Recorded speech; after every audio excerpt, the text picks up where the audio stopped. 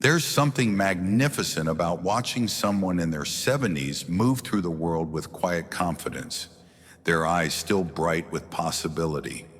While others their age may have surrendered to the weight of years, these exceptional souls carry themselves differently. They understand what Marcus Aurelius knew when he wrote that the universe is change, and our life is what our thoughts make it. Age hasn't dimmed their fire, it has refined it into something pure and purposeful. These are the people who prove that growing older doesn't mean growing smaller, that the number of years behind you matters far less than the intention you bring to the years ahead. You still wake up hungry to learn something new. While others dismiss technology, foreign languages, or unfamiliar ideas as too late for me, you approach them with the wonder of a child and the wisdom of experience. You read books that challenge your assumptions, ask questions that others find uncomfortable, and admit when you don't know something without shame. Your mind remains a garden you tend daily, not a museum you've closed to visitors. This intellectual humility and curiosity is what separates the exceptional from the ordinary. You understand that the moment you stop learning is the moment you truly begin to age. Your emotional world has become a fortress of wisdom rather than a prison of reactivity. Years of experience have taught you that most situations don't require the drama others bring to them. You've learned to pause before responding, to choose your battles with surgical precision, and to let small irritations roll off you like water from stone. When younger people around you lose their composure over minor inconveniences, you remain steady, not because you don't care, but because you've calibrated your emotional responses to match what truly matters. This is the patience that only comes from having weathered many storms and knowing which ones are worth your energy. Your body may carry the marks of time, but you refuse to let it become a stranger to movement. Whether it's morning walks, swimming, gardening, or simply standing and stretching regularly, you maintain a relationship with physical activity that honors both your capabilities and limitations. You've learned that movement isn't about proving anything to anyone. It's about maintaining your independence and dignity. You understand that the body is the vessel that carries your purpose through the world, and you treat it with the respect it deserves, pushing it gently but consistently towards strength rather than surrender. Each day begins with intention rather than accident. You have routines that anchor you, rituals that give shape to your hours, and a sense of mission that gets you out of bed with purpose. Maybe it's tending to your garden, writing letters to family, volunteering at the local library, or working on a project that matters to you. While others drift through retirement without direction, you've created structure and meaning. You understand what Seneca taught, that every new day is a gift that should be unwrapped with reverence and used with wisdom. You seek out conversations that matter, connections that nourish rather than drain.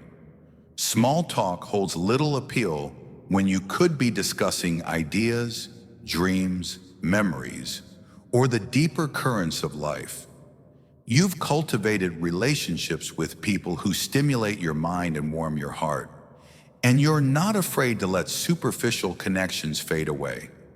Your social circle may be smaller than it once was, but it's richer, filled with people who see you as more than your age and who value the depth of experience you bring to every interaction. You've become a bridge between generations, sharing your wisdom not through lectures but through stories, patient guidance, and living example. Young people seek you out because you listen without judgment and offer perspective without condescension. You remember what it was like to be their age, and you share your hard-earned insights with generosity. You understand that your experiences aren't just personal history, they're gifts you can give to those who come after you, helping them navigate challenges you've already faced. Complaining has lost its appeal because you've discovered the transformative power of gratitude. While others your age catalog their ailments and disappointments, you focus on what remains beautiful and possible. You've learned that gratitude isn't about denying difficulties. It's about choosing to see the gifts hidden within them. Every sunrise you witness, every family gathering you attend, every moment of good health you experience is received with appreciation rather than taken for granted. This shift in perspective colors everything with a richness that others miss. Your laughter comes easily and often because you've learned not to take life too seriously while still taking it deeply. You find humor in everyday situations, joy in simple pleasures, and maintain a lightness of spirit that attracts others like warmth attracts those who are cold. You've realized that life is too short and too precious to spend it in constant solemnity. Your ability to laugh at yourself, at life's absurdities, and with others creates a magnetic quality that makes people want to spend time in your presence. You carry yourself with dignity and take pride in your appearance not out of vanity, but out of self-respect. Whether it's maintaining good posture, dressing with care, keeping your living space organized, or simply presenting yourself well to the world, you understand that how you show up matters. This isn't about trying to look younger. It's about honoring the person you are right now, at this age, with this body, in this moment. Your style and bearing communicate to the world that you value yourself and expect to be valued in return. Perhaps most remarkably, you've made peace with your mortality without becoming morbid about it. You speak of death not with fear, but with the philosophical acceptance that comes from understanding it as a natural part of existence. Like Epictetus taught, you've learned to distinguish between what is up to you and what is not, and you've placed the timing of your death firmly in the second category. This acceptance frees you to live fully in whatever time remains, without the desperate grasping or bitter resentment that characterizes those who haven't made this peace. If you recognize yourself in these qualities, understand that you represent something extraordinary in our world. You are living proof that age can be a crown of glory rather than a burden of defeat. You show others that it's possible to grow older while continuing to grow wiser, stronger in spirit if not always in body, more beautiful in character even as physical beauty fades. Your exceptionalism isn't loud or showy.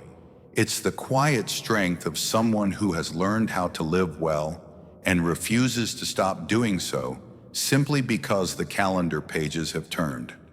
You are an inspiration, a teacher, and a reminder that the best chapters of life aren't necessarily the first ones, but the ones written with the most wisdom, intention, and grace.